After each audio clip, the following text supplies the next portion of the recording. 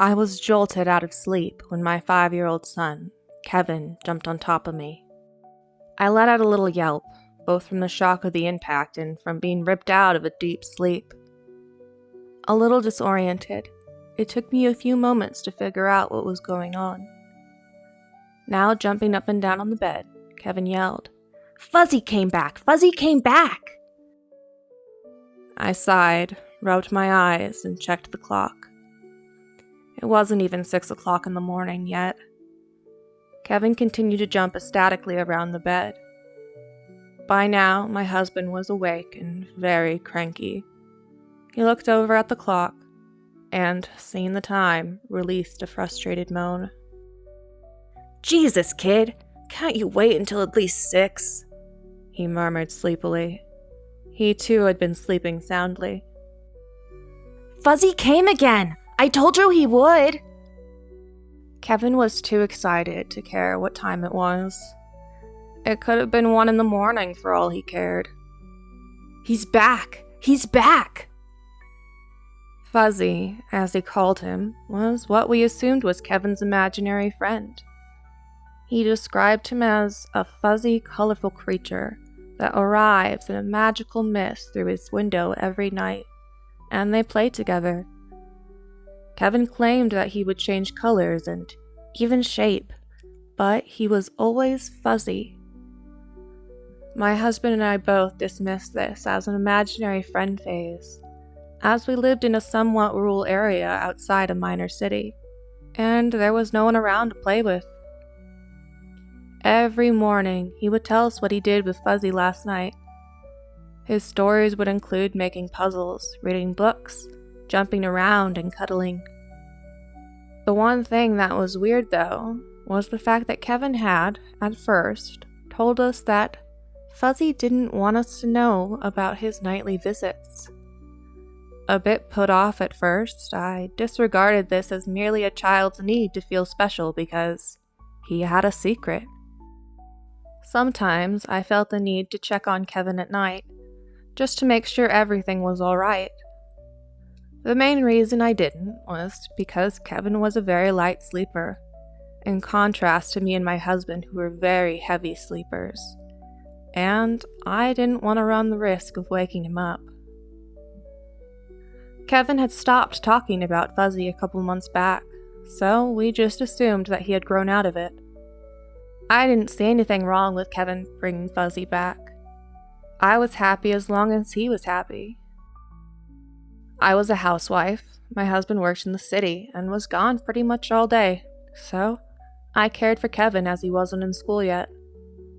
It did get rather annoying after a while, constantly being bombarded with stories of Fuzzy all day.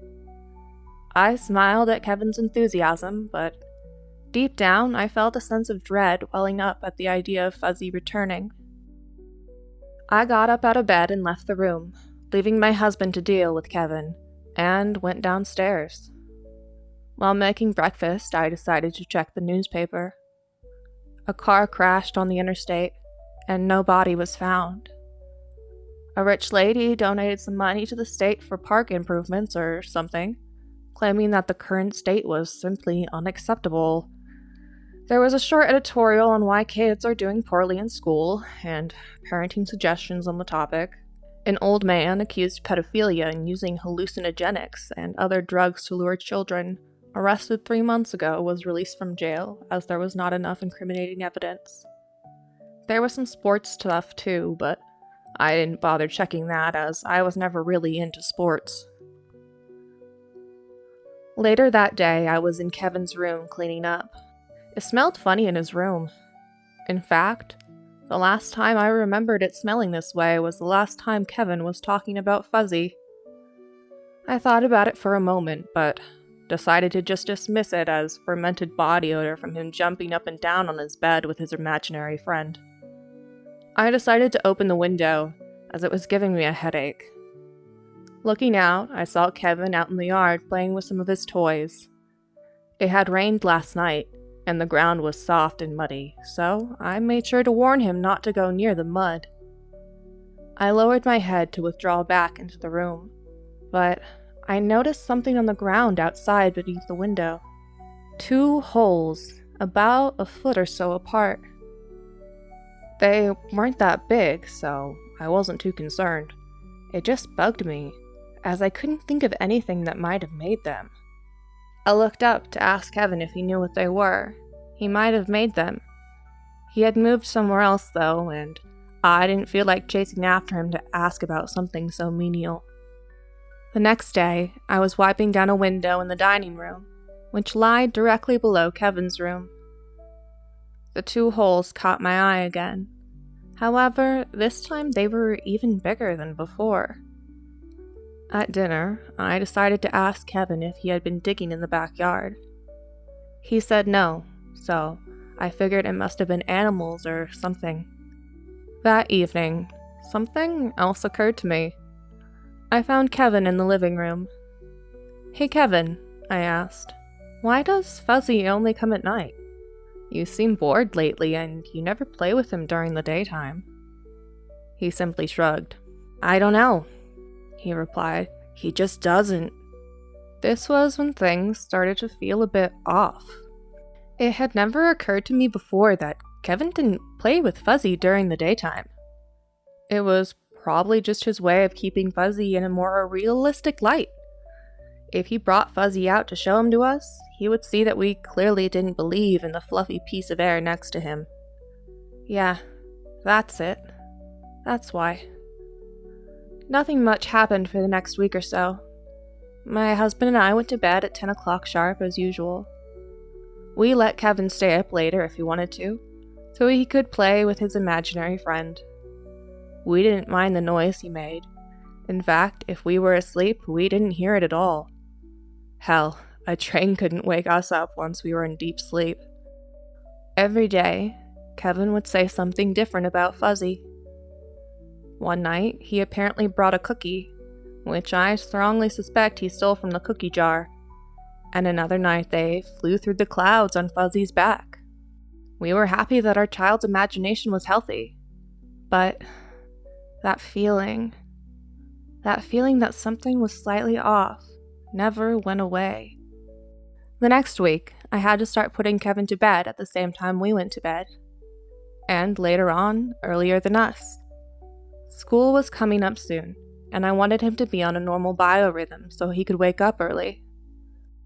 But, of course, this disrupted his Fuzzy schedule, and he would not go to bed without a fight. As days passed, it was becoming visibly obvious that he was not going to sleep when he was supposed to, and instead, probably getting up after we fell asleep. Dark circles under his eyes formed. He was whinier than ever, and almost impossible to deal with, leaving me utterly exhausted every day. Needless to say, I had no trouble falling asleep that week. I was getting sick of my authority being undermined. I decided to stay up late one night in order to catch him in the act. I went to bed as normal, got up, and moved to a chair. And after about 30 minutes of sitting there, I began to doze off. I decided I would need some help in this stakeout. I crept downstairs to make a quick batch of coffee. The feeling that something was wrong never alleviated itself. It felt like my mother's instinct was going off, but I didn't know why. I stood in the kitchen, sipping my coffee for what seemed like ages. Frequently glancing at the clock didn't help. I spent most of the time reading the newspaper, and every time I began to doze off, I got more coffee. Accustomed to utter silence, I jumped a little bit when I heard a little thump coming from upstairs. The clock read 12:30. I had no idea Kevin had the capacity to wait for more than 3 hours, just for a stupid imaginary friend. I quietly set my stuff down on the kitchen table and tiptoed to the stairs. I made sure to avoid the creaky steps as I slowly ascended into the darkness of the second floor. Just as I reached the top, I heard Kevin's voice from down the hallway. "Fuzzy!" It was now blindingly obvious that Kevin was awake. I heard another thump from Kevin's room as I slowly made my way down the hallway. I thought about calling out his name and scolding him right then, but I decided against it, as it would only serve to alert him of my presence and allow him to retreat under the covers and pretend he was asleep. The feeling that something was wrong grew from minor to almost unbearable. A soft hissing noise coming from his room was now within earshot. I reached the door, gulping. I silently gripped the handle, turned it, and pushed inward. As I was opening the door, Kevin's bedroom window came into view. It was wide open, and in it, a ladder. I flung the door open wide and nearly fainted. There, in the middle of the room, was an old man wearing a gas mask. He was feeding hallucinogenic gas up Kevin's nose.